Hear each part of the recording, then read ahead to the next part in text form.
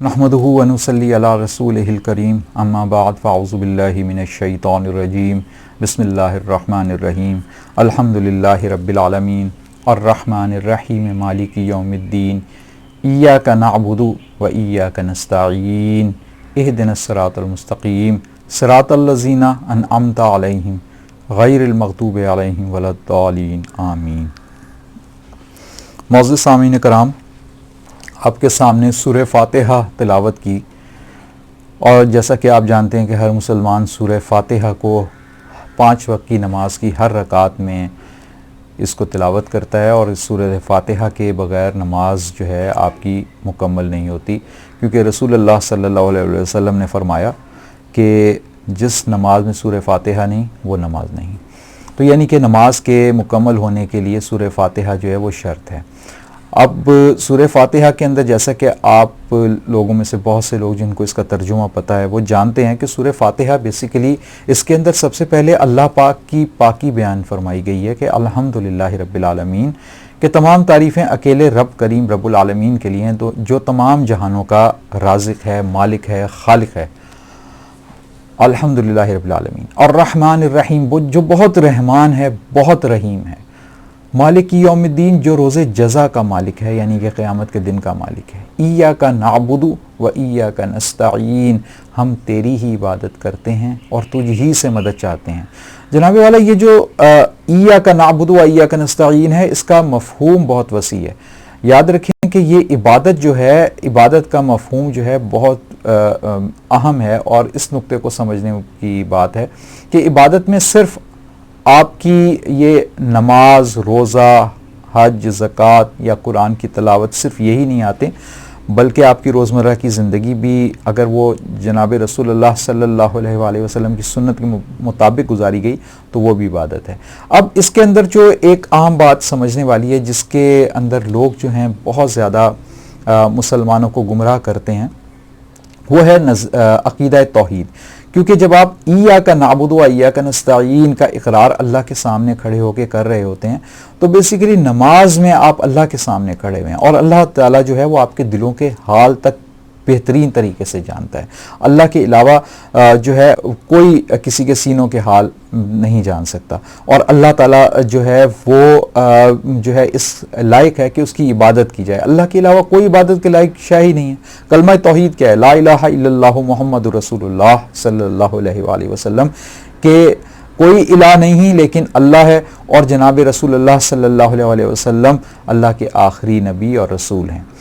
और जो है, अब ये देखो, ला इलाहा इल्लल्लाह जो है, इसके अंदर सबसे पहले ला यानी कि नफ़ी हो रही है, यानी कि तमाम इलाहों, तमाम खुदाओं की नफ़ी की जा रही है सबसे पहले, कि कोई इलाह नहीं है अल्लाह के अलावा। यानी कि आपके दिल को पहले इस बात से साफ़ किया जा रहा है कि अल्लाह के अलावा कोई इलाह नहीं है। पहले अपने दिल को साफ़ करो, अपने दिल से शिर्क की गंदगी को निकालो, क्योंकि शिर्क एक गंदगी है जो दिल की बीमारियों का बाइस बनती है। याद रखें, एक मिसाल से आपको मैं, मिसाल के तौर पे अगर कोई बंदा कोई मशरूब वगैरह है, दूध हो गया या पानी हो गया, किसी बर्तन में डाल के पीता है, और वो बर्तन गंदा है, वो बगैर धोए उसके अंदर उस बर्तन में वो मशरूब डालता है और पीता है, तो उस बर्तन की तमाम गंदगी उसके जिस्म में दाखिल हो जाएगी और वो इसके जिस्म को बीमार कर सकती है। इसी तरह शिर्क की गंदगी, अगर आप पहले अपने दिल को साफ नहीं करेंगे, तो शिर्क की गंदगी जब आपके दिल में रह जाएगी, आपके सीने में रह जाएगी, तो वो गंदगी आपकी रूह को बीमार करेगी, और आपकी सोच जो है वो अकीदा तौहीद के मुताबिक एक मुसलमान वाली सोच कभी भी नहीं बन सकती। इसी तरह अगर एक मुसलमान जो है वो अकीदा तौहीद को अपना खालिस नहीं रखता, तो इसका मतलब ये वो खालिस मुसलमान नहीं है। अब जो सबसे ज़्यादा वार आपके ईमान पे किया जाता है वो अकीदा तौहीद पे किया जाता है। अकीदा तौहीद जो है वो ईमान का असल है, और जिस बंदे के अंदर अकीदा तौहीद नहीं है वो मुसलमान नहीं है, याद रखें। तो जितने भी अंबिया कराम आए, उन्होंने यही लोगों से कहा, ए लोगो, ला इलाहा इल्लल्लाह पढ़ लो, तुम कामयाब हो जाओगे। यानी कि कामयाबी का सबसे पहला जो नुक्ता है वो अल्लाह की तौहीद पे बिला शिरकते गैर उसका इकरार और दिल में यकीन, और दूसरी बात कि जो वक्त के नबी थे उनके ऊपर ईमान लाना है। यानी कि हमारे लिए रसूलुल्लाह सल्लल्लाहु अलैहि वसल्लम पर ईमान और साबका नबियों पर ईमान लाना बहुत ज़रूरी है। اب بات ہو رہی ہے جناب اس وقت عقیدہ توحید کے ریفرنس سے. تو جس طرح آپ نماز پڑھ رہے ہوتے ہیں، نماز کے اندر یاد رکھیں آپ یہ سوچیں کہیں آپ نماز میں اللہ کے سامنے جھوٹ تو نہیں بول رہے، کہیں آپ نماز میں اللہ کے سامنے یہ جھوٹا اقرار تو نہیں کر رہے کہ ایاک نعبد و ایاک نستعین، کہ یا اللہ پاک ہم تو تیری ہی عبادت کرتے ہیں اور تجھ ہی سے مدد چاہتے ہیں. اب ذرا اس نقطے کو پہ غور کریے کہ یہ ایاک نعبد و ایاک نستعین جب آپ نماز میں کہتے ہیں تو بیسیکلی آپ اس بات کا بلا شرکت غیر اقرار کر رہے ہیں اللہ کے سامنے. آپ اللہ کے سامنے کھڑے ہوئے ہیں اور اس اللہ کے سامنے جو کہ آپ کے دلوں کے حال بھی بہترین طریقے سے جانتا ہے، یعنی کہ یا اللہ ہم تو تیری ہی عبادت کرتے ہیں اور تجھ ہی سے مدد چاہتے ہیں. جب آپ نے یہ اقرار کر لیا کہ ہم تیری عبادت کرتے ہیں اور تجھ ہی سے مدد چاہتے ہیں تو اس کا مطلب یہ ہے کہ آپ زندگی کے ہر موڑ پہ جہاں پہ بھی آپ کو ضرورت پڑے آپ اللہ تعالیٰ سے دعا کریں، اللہ تعالیٰ سے ہی مانگیں. اور اللہ تعالیٰ جو ہے ایک بات یاد رکھیں کہ یہ دعا جو ہے یہ دعا خود بذات خود ایک عبادت ہے. یہ رسول اللہ صلی اللہ علیہ وسلم کی احادیث مبارکہ کا متن ہے کہ الدعاء مخ العبادہ، کہ دعا جو ہے عبادتوں کا مغز ہے. الدعاء هو العبادہ، کہ دعا جو ہے دعا خود ہی ایک عبادت ہے. تو اگر آپ دیکھیں گے کہ دعا جو ہے یہ خود بھی عبادت ہے اور عبادت کے لائق اللہ کی ذات ہے، تو ظاہری بات ہے جب آپ نے دعا مانگنی ہے، آپ نے مدد کے لیے غیر میں پکارنا ہے، استعانت کے لیے پکارنا ہے، تو وہ صرف اللہ کی ذات کو پکارنا ہے. یا اللہ مدد جو ہے وہ آپ کے دل کے اندر ہونا چاہیے، کیونکہ آپ نماز میں اقرار کر رہے ہیں. آپ یاد رکھیے نماز کے اندر جس بات کا اقرار کر رہے ہیں وہ اگر آپ کا سچا نہیں ہے تو اس کا مطلب یہ ہے کہ آپ اللہ کے سامنے جھوٹ بول رہے ہیں. آپ اپنی زندگی میں جو رسول اللہ صلی اللہ علیہ وسلم کو فالو نہیں کر رہے ہیں آپ، اس کا مطلب ہے. کیونکہ رسول اللہ صلی اللہ علیہ وسلم کی زندگی سے ہمیں سارا پیٹرن یہی ملتا ہے کہ رسول اللہ صلی اللہ علیہ وسلم نے ہر موڑ پہ صرف اللہ تعالیٰ کو مدد کے لیے پکارا اور لوگوں کو بھی یہی کہا کہ تم اللہ تعالیٰ کو مدد کے لیے پکارو. حسبنا اللہ و نعم الوکیل، کہ ہمارے لیے اللہ ہی کارساز کافی ہے. اور وہ کیسا اچھا مددگار ہے، اس سے زیادہ بہتر مددگار کوئی ہو ہی نہیں سکتا. اور پھر اس کے بعد اللہ تعالیٰ قرآن مجید میں سورہ غافر میں یہ فرماتا ہے کہ پس اے رجوع کرنے والو اللہ ہی کو پکارو، اپنے دین کو اس کے لیے خالص کر کے، خواہ تمہارا یہ فعل کافروں کو کتنا ہی ناگوار ہو. یعنی کہ اللہ کو خالص کر کے پکارنا ہے آپ نے. جب آپ خالص کر کے پکاریں گے نا، آپ یاد رکھیے آپ کے مخالفوں کو، اللہ کے مخالفوں کو، بلکہ جن لوگوں کا اللہ سے یوں سمجھیں کہ جو لوگ اللہ کے دشمن ہیں، ان کو یہ بات بڑی ناگوار گزرتی ہے کہ جب آپ خالص ہو کے صرف اللہ کو پکارتے ہیں. کیونکہ یاد رکھیں اللہ تعالیٰ یہی چاہتا ہے کہ اس کو خالص ہو کے پکارا جائے. اور اس کے یہ حق کے اوپر یہ ظالم لوگ جو ہیں ڈاکہ ڈالنے کی کوشش کرتے ہیں، جو کہ نہیں کر سکتے بیسیکلی، کیونکہ اللہ تعالیٰ جو ہے وہ بے نیاز ہے. قل هو اللہ احد اللہ صمد. یہ لوگ جو مرضی کر لیں، اللہ تعالیٰ تو بے نیاز ہے. چاہے آپ لوگ اللہ کو پکاریں نہ پکاریں، وہ تو اس کو بھی دیتا ہے جو پتھروں کو پکار رہا ہے، وہ تو اس کو بھی دیتا ہے جو آگ کو پکار رہا ہے، وہ تو اس کو بھی دیتا ہے جو سورج چاند ستاروں کو پکار رہا ہے. وہ تو سب کو دیتا ہے، وہ تو لیکن عقیدہ آپ کا درست ہونا چاہیے. دیتا وہ تو سب کو ہی ہے، بت پرست کو بھی دے رہا ہے، قبر پرست کو بھی دے رہا ہے.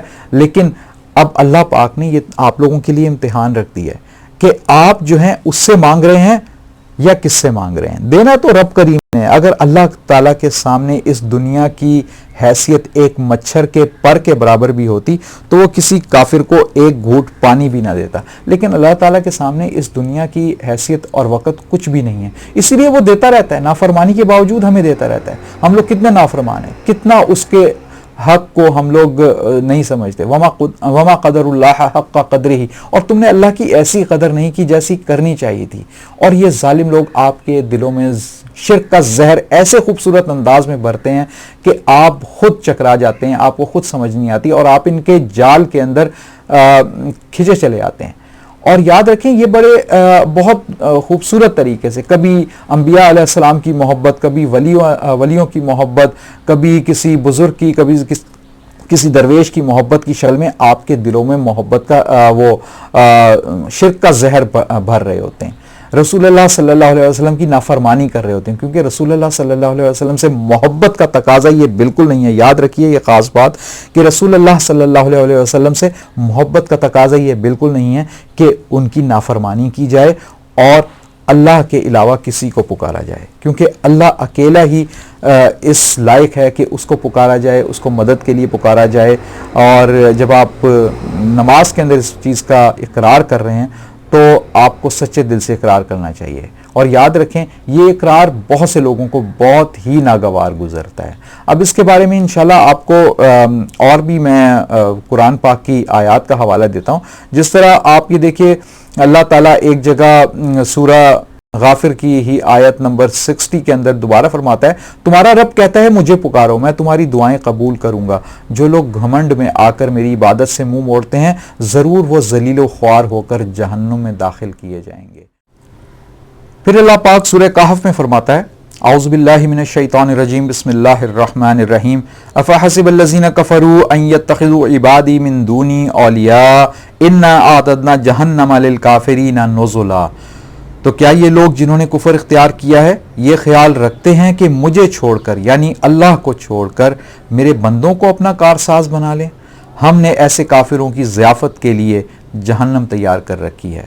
معزز سامعین اس آیت طیبہ سے یہ بات واضح ہے کہ اللہ پاک کو اور خاتم الانبیاء حضرت محمد صلی اللہ علیہ وسلم کو شرک انتہائی ناپسند ہے.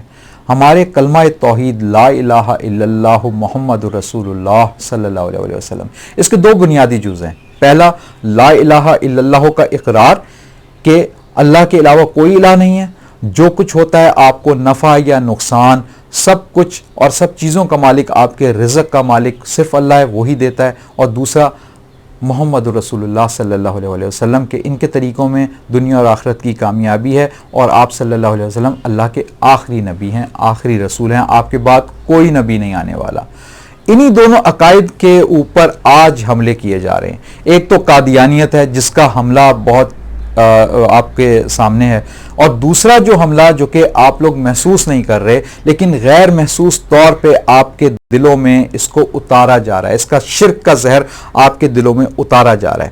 کبھی آپ کو بڑے بڑے اجتماعات میں یہ لوگ کہتے ہوئے ملیں گے جو کہ شرک کے دائی لوگ ہیں جو شرک کی دعوت دے رہے ہیں. کبھی یہ کہنے اس طرح کی مثالیں دیتے ہیں کہ یار تم ڈاکٹر کے پاس بھی تو جاتے ہو. کبھی یہ کہہ رہے ہوتے ہیں کہ تم پولیس کی بھی تو مدد حاصل کرتے ہو. کبھی کہہ رہے ہوتے ہیں کہ بچہ جو ہے ماں سے جو ہے وہ اپنی ضروریات غذا وغیرہ جو وہ مانگتا ہے تو وہ اس چیز کو اللہ کے ساتھ شرک کے ساتھ مکس کر کے آپ کے ذہن کو شرک سے گندا کرنے کی کوشش کر رہے ہوتے ہیں بیسیکلی.